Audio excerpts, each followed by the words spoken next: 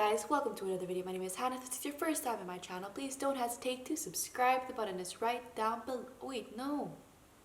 No, that's not how it works. We're doing a podcast now.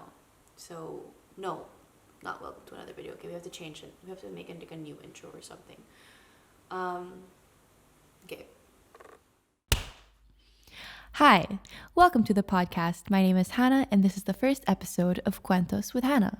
I wanted the first episode to be something that would help you guys get introduced to me, something that would give you a taste on what to expect for the rest of our episodes, and I just really feel like I want to talk and hang out and try this out. So as you guys know, this is my first episode, this is my first time, so please, go easy on me. So the whole premise of Kwentos with Hannah is that I am actually a YouTuber as well. And every now and then I public speak. And I just feel like the best version of me comes out when I'm most candid, when I'm most honest and vulnerable with you guys. And I feel like personally, I like listening to people who are honest about what they're going through, especially people that I look up to, because it reminds me that they're also human. And so the way that we're going to do this is I actually sent out a little sheet to my subscribers on Instagram, or my followers on Instagram and my subscribers on YouTube, and I said, hey guys, please send me voice notes about what you want us to make kwento about. Kwento, by the way, is a Filipino word, well, kind of like a Spanish word, because Filipino is derived from Spanish, but it's a Filipino word that describes talking about your life to somebody that you're very close to. So it's more of like a catch up with a very, very close friend, with a family member, with a cousin, with a best friend, something like that. It's not really something that you just talk about when you're with a total stranger or when you just meet someone for the first time. You only make kwento with those that are in your inner circle. And I just really feel like you guys, my followers, those people who support me, you guys are my inner circle. And I want to be more vulnerable and honest with you guys about what I go through. So this is just the perfect way to do so. Speaking of the fact that I asked people to send me voice notes, today we are going to be getting insight on what to talk about from a friend of ours, a member of the Ohana. Hi Hannah, I'm Ken from the Philippines. Today, can we make kwento about just life in general? It was in your past video that was posted 3 months ago, and I'm really just curious on how you deal and how you just cope up with things, especially in these difficult times for everyone. And also, I just want to know if you're doing good, if you're safe in Australia. And also, on that video, I also commented if you would ever do a podcast, because I would really love to listen more deep talks about just life, because I'm also entering college this school year. So I hope to hear from you. Thank you. Oh, that's so sweet. So that was our message from Kin. And I honestly, when I got all of these voice notes and I listened to them, I was like, this is the best thing ever. Just listening to you guys speak to me as if, like we're just on a phone call or something. I love hearing your different tones of voice. I love hearing where you're coming from. I love hearing the reasons behind why you want certain kinds of content. It just makes me feel so much closer to you. So Ken, thank you so much for sending in your question on wanting to make kwento about what my life is like at the moment. I only ever listened to like the first part of the voice recording, which basically asks what they want to make kwento about, but I don't listen to the explanation until I'm actually recording, because I just want like a real reaction to it. But of course I have to listen to what you want to talk about just so that I could prepare even just a little bit.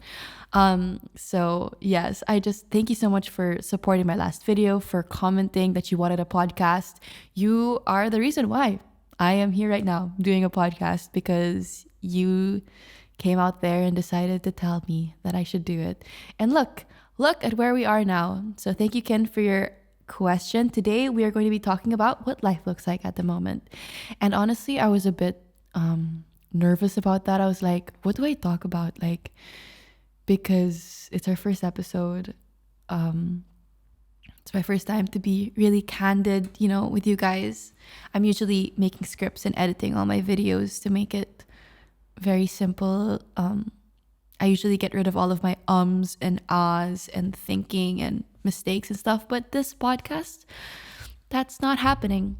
Everything is going to be kept in. So I was a bit nervous, but at the end of the day, I'm really excited.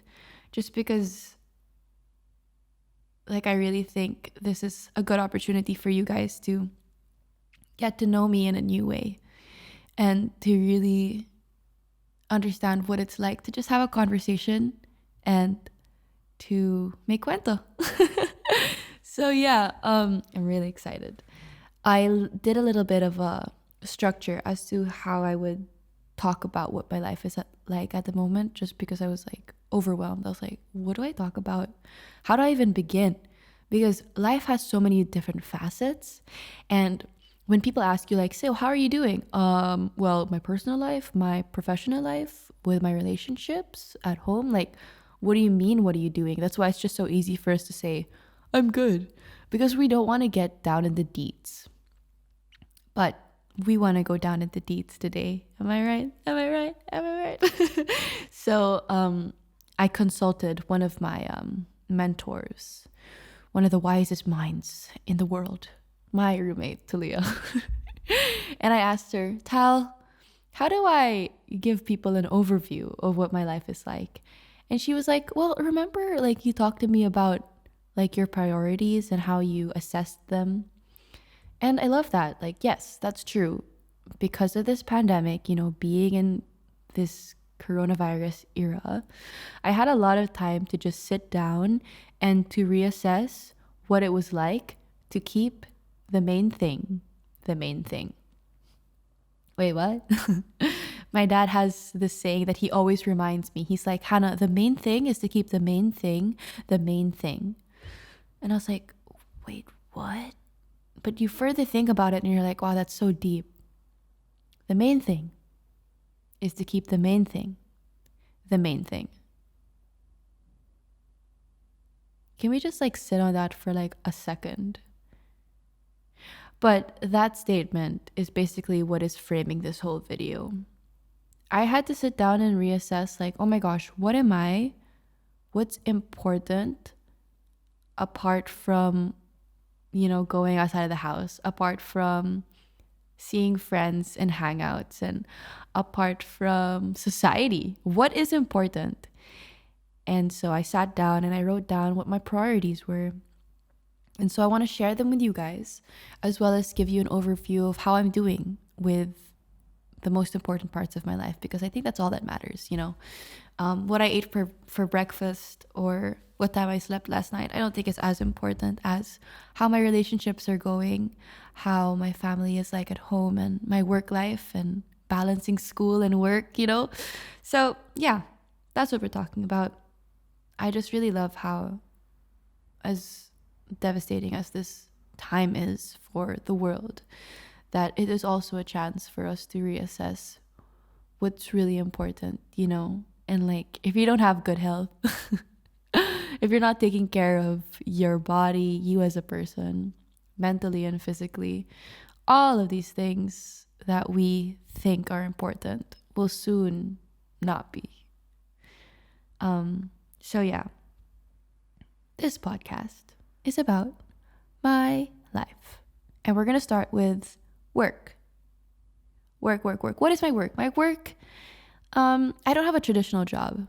I'm a YouTuber and a content creator. And so a lot of my job revolves around my social media presence, which I'm one of the lucky ones during this pandemic, because I can actually still continue on with what I'm passionate about, despite being in lockdown and being in quarantine. And so I really knew that this was going to be a good opportunity for me to take advantage of the platform that I have. So I was like, okay, I'm going to be productive. I'm going to do everything that I wanted to do. I'm going to do all the projects that I've been wanting to do, such as a podcast. And I'm working on an EP at the moment. And so I was like, I'm going to write my song. Finally, the last song to my EP. I'm going to finish writing it. have not touched it since. Well, see, the thing is, it's not like I haven't touched it, I haven't thought about it, and I haven't like considered it and worked on it. Like, I have, just it's just the mere fact of writing it down. But I think I just dread writing this last song because it's very close to my heart and I really want to do it justice. So I've been thinking about it. I've been forming, I've probably restarted that one project like 3 to 5 different times. But it's just a matter of getting it done. But anyway, yeah, I had this flood of crazy ideas on what I could do during this quarantine because I do thrive in the time on my desk, I really do. But then it came to a point where I was so reliant on my own ability and my own strength and ability to reach you guys, my own strength and ability to inspire you guys and to uplift you guys in this downtime. I was so reliant on the fact that I could do this. I have the strength for this. I have the wisdom for this. But the truth is I don't. And after a few days of, somebody's calling me. Hello? Anyway, where was I? I was being so reliant on my own ability to do things that I ran out because I was becoming self-sufficient and I was running on my own willpower, which eventually, sooner or later, ran out. And then I was just in this place where I was like, oh my God, I have no motivation. I have no strength. I just want to sit down and not do anything. And then I was reminded that I'm actually not the source of everything. I'm not the reason why I'm being given this platform. I'm not the reason why you guys want to watch my videos or listen to a podcast. I'm not the reason why you guys feel inspired or encouraged when you watch my videos. I'm merely an aftermath. The aftermath of the love and the wisdom and the knowledge that God Himself gives me. And so when I stop relying on God to be the source of everything that I am, I'm going to run out. And my content is going to be dry. And you guys are just going to be hearing me be noisy, just blabbering about. And my purpose is not going to be fulfilled. Because my purpose is not to put me on a pedestal. My purpose is putting God on a pedestal and showing you guys and telling you guys how beautiful and amazing it is to have a relationship with Him.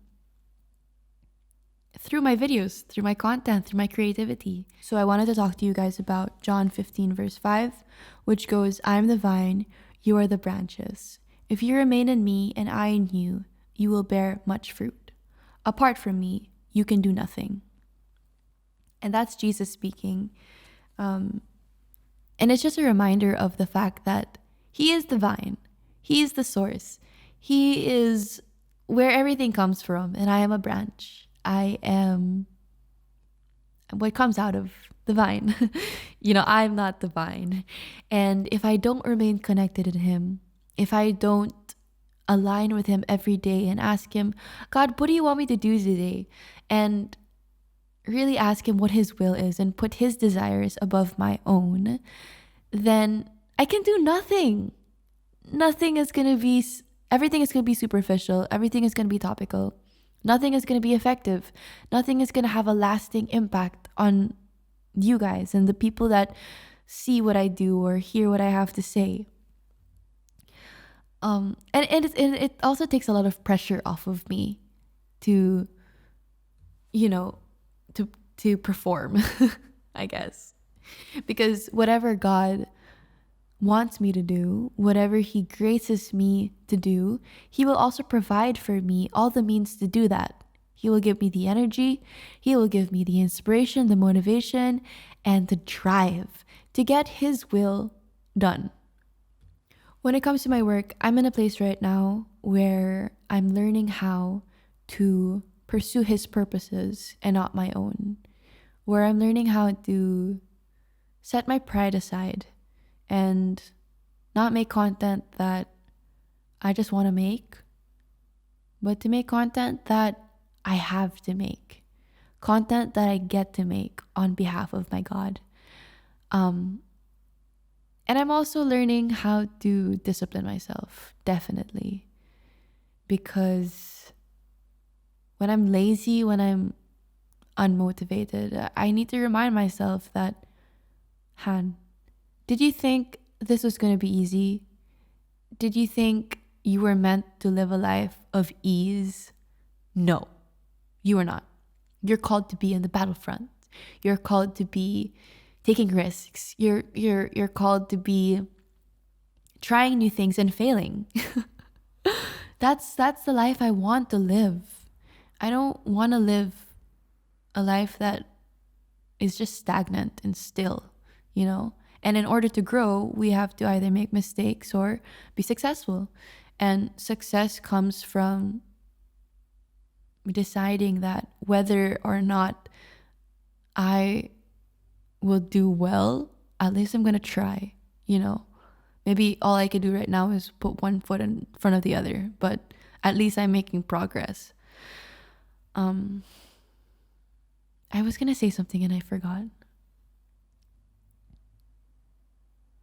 But yeah, basically, yes, I don't want to live a life of ease, but I'm going to live a life that is full of joy, that is full of peace, even amidst difficult circumstances. Because even if a circumstance changes, my God does not change. So even if I'm having a difficult time, I still know that He's good. I still know that He is working through me. And joy, which I think is different from happiness, which I want to talk about happiness in another podcast of mine. But joy and happiness are very different. Happiness is circumstantial. I'm happy when I'm eating chocolate because I love chocolate. I'm happy when a friend of mine surprises me with a gift, or I'm happy when somebody compliments me, or I'm happy when someone gives me their undivided attention. Those things make me happy. But joy is a constant feeling, not just a feeling. Joy it's just a state, you know? And I choose to be joyful forever. And God makes it possible that I can be joyful forever, because I just imagine this like little ray of sunshine inside my body, like on my heart or something, that nothing can touch. Nothing, not any circumstance, not any problem, not any situation, not any person. Nobody can touch this ever-present feeling and state of joy, because my God is still good. And I know that if I'm pursuing His purposes for my life, then I can remain joyful. I don't know if that makes any sense. There's just this constant feeling of joy, knowing that I'm walking with the Lord, knowing that I'm walking with a God that loves and supports me in everything that I do, as long as it's aligned to who He is and what He wants for my life.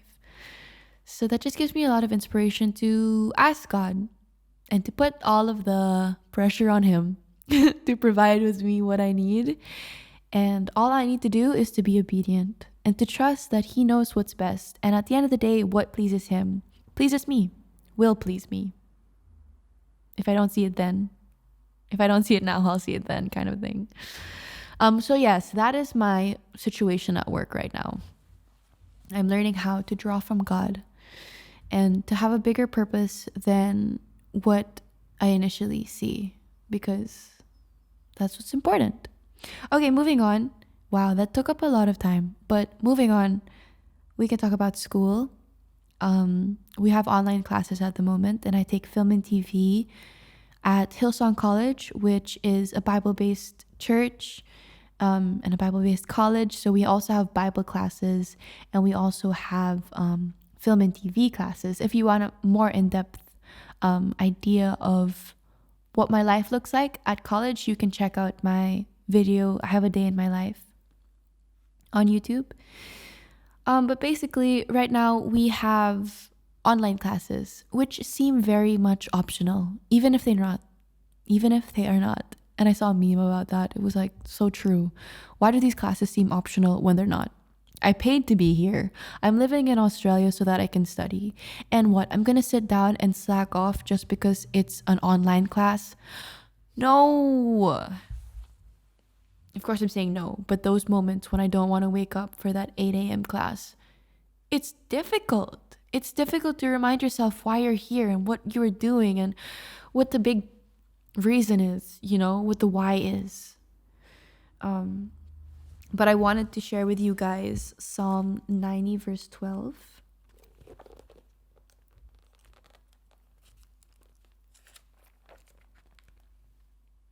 And it goes, "Teach us to number our days, that we may gain a heart of wisdom."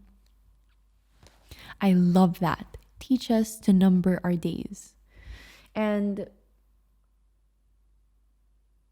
this is actually a prayer of Moses. Moses is one of the forefathers of Christianity in general, and the Bible and stuff, because he's the one who got the 10 Commandments. He's the one who led his people out of Egypt. He is one of the most knowledgeable, upright, blameless people in the Bible that I know, and I really look up to him for his commitment to following the Lord, even despite challenges. But anyway, he says, "Teach us to number our days, that we may gain a heart of wisdom." And this is actually posted on my wall, the word or the statement, "number your days." Because I think when we don't have perspective and when we don't have a clear understanding of the why behind why we are alive and why we are doing the things we are doing, then we tend to just take our days for granted. We tend to take our time for granted. But you can never get back time. If anything, that's always going to continue to run. And the reality is, I'm not going to live for 500 years. Maybe maximum, I'm going to live like 120 years. Hopefully, if I'm healthy and happy. If I think about all of the time that I waste scrolling on Instagram or not doing something productive with my time, or just being stupid, I could be wasting a lot of time. And looking at my screen time, for example, which is around 2 hours to 3 hours a day, that if I totaled it up one time in my calculator, and I was like, okay, if I use my phone like an hour and a half or like 2 hours a day, like how much time am I actually like wasting? Because I'm not always productive on my phone. Sometimes I am, but not always.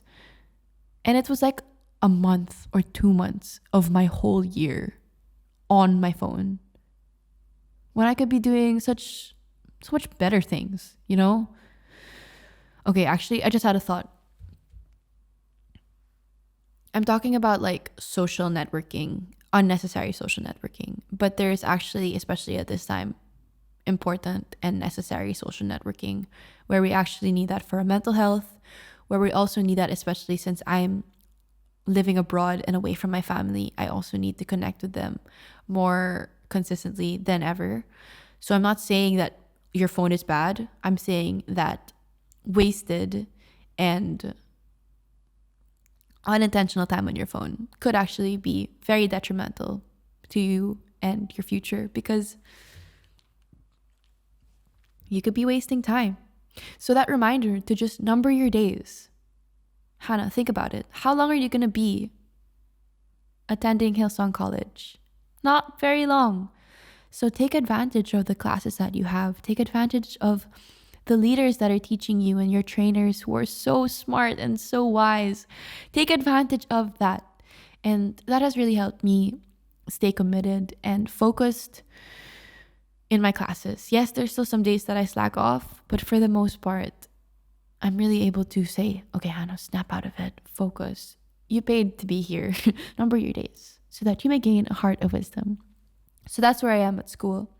And then moving on to relationships. It's actually crazy how this pandemic has allowed me to connect to people that I actually wouldn't have connected if it wasn't for the lockdown and quarantine. Like, what? I find that so crazy. But I've been really making it a point to touch base with people that I haven't spoken to in a while. And I've also been trying to learn how to be more consistent in speaking to my parents, updating them on what my life is like, and just maintaining and growing relationships that I really treasure. And so I literally had to sit down at the beginning of this quarantine. I had to sit down and really write down the names of all of the people that I want to get close to, all of the people that I want to invest in, all of the people that I have lost contact with, so that I can reach out to them and really talk to them and see what they're doing, and see how they're like. And it has really been great. A lot of the times it has been like the best thing ever. But there's also a balance. There's a balance to the number of Zoom calls that you can do in a day, the number of FaceTime calls that you can do in a day, and the alone time that you also need. So not only did I learn how to brush up on my relationships with other people, but I also brushed up on my relationship with myself, which I will move into in a few seconds. But I wanted to share first with you guys Thessalonians 5, verse 11. And it says, "Therefore, encourage one another and build each other up, just as in fact you are doing." I love that verse because it's a reminder of how far encouragement actually goes. Like, when's the last time you paused and asked God, "Hey Lord, who needs encouragement today?" And just sent them a short message like, "Hey, I hope you're doing well. I'm thinking about you today. I just think God wants me to encourage you in this specific part of your life," or something. Like, say something nice, compliment someone, say you miss them, nudge them, poke them on Facebook, something like that. Like, I don't think I ever appreciated people reaching out and encouraging me or loving on me or seeing how I was doing until now. Because you really see those people who want to put an effort into your life, and you really see those people who don't, which is kind of sad, or who don't reciprocate that kind of love that you're trying to give. Which, I'm not saying love people only if they will love you back, but I'm saying if there's some people who maybe don't want to receive the love that you're giving, maybe that love can go to somebody else who will drop everything and receive that from you. So I encourage you to encourage somebody, to reach out. Who's that person that you've been putting aside? Who's that person that you've been marveling at? And you're saying, "My gosh, I've always wanted to talk to this person." What if they also don't have the time? Or what if now is the time that they have the time to talk to you? You never know. So reach out. Reach out in relationships. Revive those ones that were lost and reestablish. Say, "Hey, Mom and Dad, I'm your daughter who loves you very much." Reestablish your position in people's lives. Like, "Hey, Emma, you're my mentor and I'm your disciple. Please tell me all about what you want to talk about. Give me wisdom." Or, "Stephen, Micah, please give me inspiration today. Like, I'm your student. Tell me about how to live life." Just relationships are very important. And I encourage you to use this time that we have at home and the time of other people that they have at home to your advantage. To reach out, encourage, and to love on people that you may not always get the chance to love upon. So I think in relationships, personally, I'm absolutely loving this time that people are at home and available for the most part. And I've been really trying my best to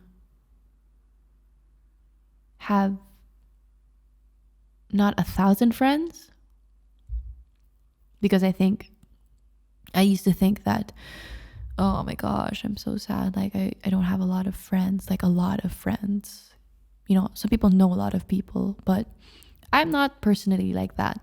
I don't have a million friends, but I probably have a few close friends, and those close friends of mine, I really invest into them, and I love them all the way. And some people are like that, some people are not, and that's fine. And I think that we shouldn't compare the way that other people do relationships to the way that we do relationships, because we're all unique, and the way that we connect to people is always going to be different from the way that another person connects to someone, because it goes both ways. Relationships, it takes two to tango. Am I right? Yeah. So that's where I am at relationships. And then lastly, personally, me and God, me and my productivity, me and my self-care. At the beginning of this pandemic, at the beginning of the lockdown and quarantine, I was like, I'm going to be hyper productive. I'm going to do everything. I'm going to fix my sleep schedule. I'm going to get rid of all of my bad habits. I'm going to, do all of these things. I feel like that's a pattern in my life.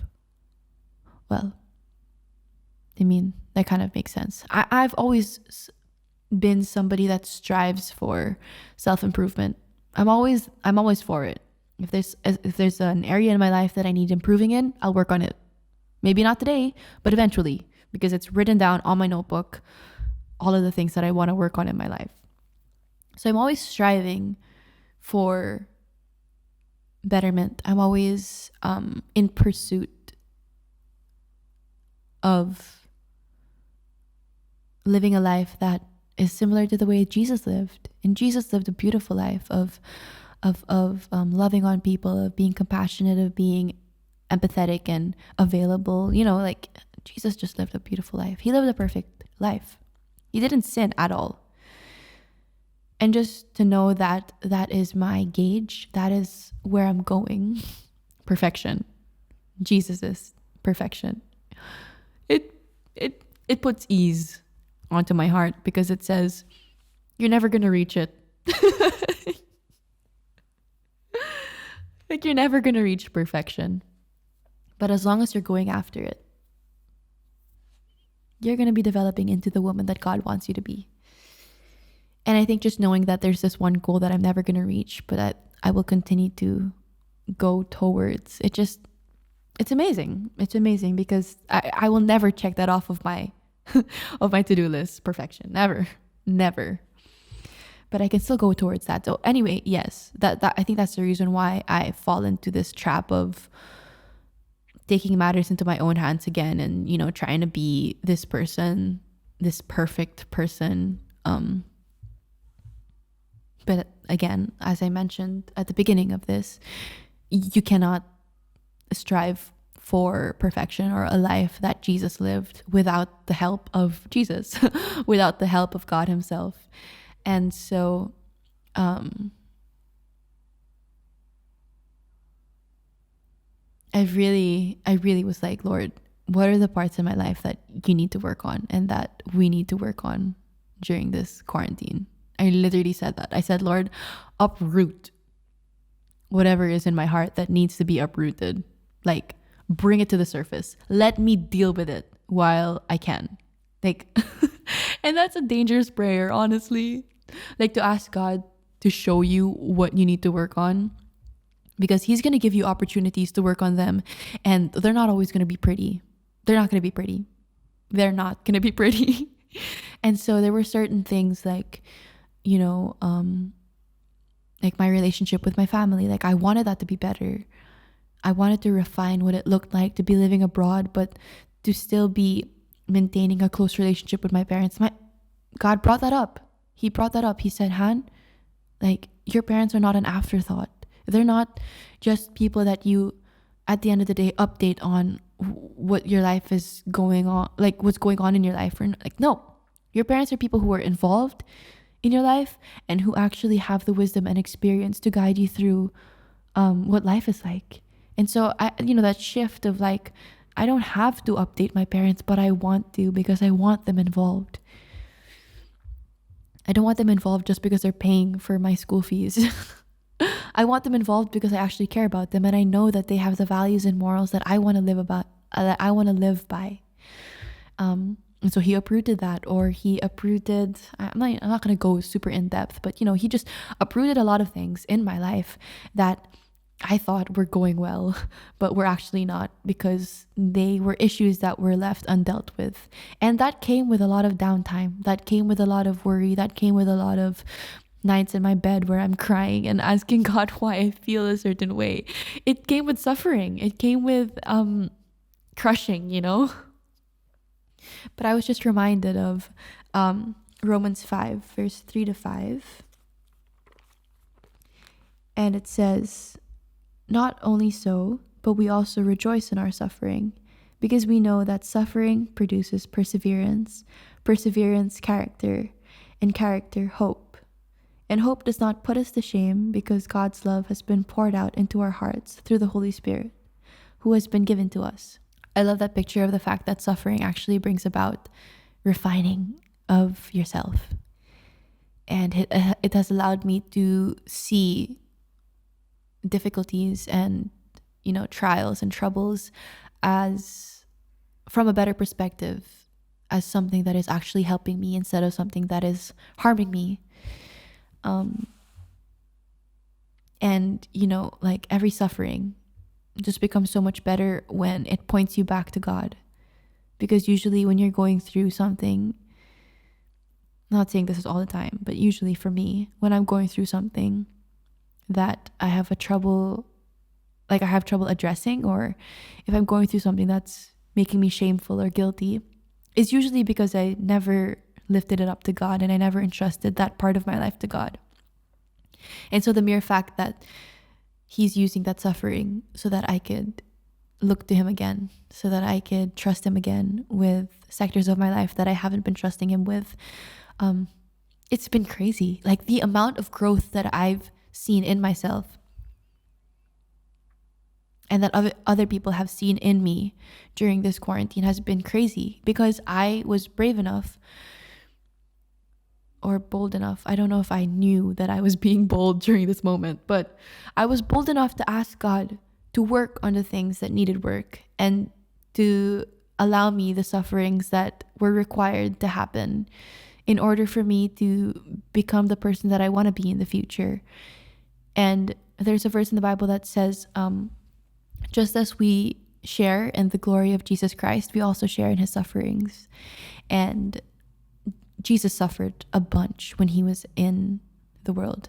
Like they killed Him, for crying out loud. He suffered a lot, but we can't be sitting here thinking that being a disciple of God, being a follower of Jesus Christ, means that we're just going to enjoy all of the blessings that He has for us. Because that's only one part of the spectrum. That's not the entirety of what it means to be a Christian. Yes, you're going to be blessed beyond compare. You are going to be blessed. But you're going to be suffering as well, because the suffering is what allows us to be blessed. It's like, what is it? Only know you've been high when you're feeling low, kind of thing.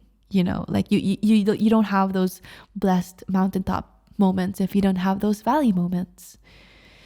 And those valley moments are what gets you to those mountaintop moments. And it's just this cycle of problem, fix, solution. I got butter. Problem, fix, solution. Problem, fix, solution. And I'm just learning how to enjoy it. I mean, I can tell that now because I'm not, breaking down mentally or having an anxiety attack. But I can assure you that it is those moments when you're on the mountaintop, when you're happy, that you decide how you're going to react when you're sad. And so if you're in a mountaintop moment right now, decide that when I'm in my down moments, I'm going to continue to praise God. I'm going to continue to thank Him for the fact that He's still working on my life. He's still working in my life. Even if it doesn't look like it, He's still refining me and making me the girl that I want to be, even if it does not feel like it, even if it feels like I'm being pressed from every side, crushed. Oh, wait, there's this other verse that I like. 2 Corinthians 4, verse 8. We are hard pressed on every side, but not crushed, perplexed, but not in despair, persecuted, but not abandoned, struck down, but not destroyed. This is the life of a Christian. We will go through difficult things, but we can trust that God is never going to give us battles that we cannot overcome. Like there's also another verse in the Bible that says that we will be tempted to make mistakes, to make bad decisions, but we will never be tempted beyond what we are capable of overcoming. God will always provide us a way out of the difficulties that we are going through. And so, yes, I have gone through quite a bit during this quarantine with my mind, mentally, physically as well. I've been working out again, which is great, but I'm so sore. But God has been super good, and He has used every scenario that I've been in as a building block to my future, to my bright future, to the future that He has prepared for me that I know is working towards good. And I hope that you were also encouraged from this. I really need to go to class, but I hope that you got something out of this podcast. Thank you, Ken, for asking that question on how I am. Isn't it amazing to just have somebody ask you how you are? Yes, I love that. I hope you're doing well, Ken. I hope that you will continue to support our podcast that you've been wanting, and that you continue to support my YouTube channel. Guys, please send me your requests on what we can make Kwento about in the future.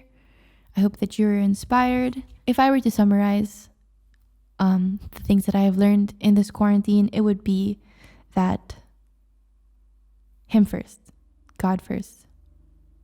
The main thing is to keep the main thing the main thing. And the main thing is God and my relationship with Him, because everything good will follow after I have a good relationship with my Father, and after I align with Him, after I draw from Him, after I allow Him to make me a vessel of His goodness and His love. Communication is the freaking cure to this pandemic. If we don't remain connected with people, if we don't remain aligned with one another, we will not recover from this. And so I encourage you, communicate with those people that you love. Stay in contact with your authorities, with the government, so that you know what's appropriate and what's not, what's essential and what's not. And also keep your communication with God open.